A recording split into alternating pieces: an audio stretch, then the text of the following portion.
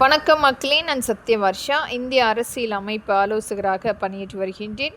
அனைத்து வழக்கறிஞர்களுக்கும் அரசை நேரடியாக கட்டுப்பாட்டில் எடுத்து வேலை நியமனம் கொடுப்பதற்குரிய அங்கீகாரம் நம்மளுடைய உச்சநீதிமன்றத்தால் ஏற்படுத்தி தர வேண்டும். இதனால் இன்றைக்கு நீதிமன்றத்தில் தேங்கியுள்ள அனைத்து வகையான வழக்குகளை ஒரு முறையாக விரைவாக முடிப்பதற்கும் எந்த ஒரு வாய்தா இல்லாமல் அதை முழுமையாக முடித்து கொடுப்பதற்கும் ஆவணம் அளிக்கப்பட வேண்டும்.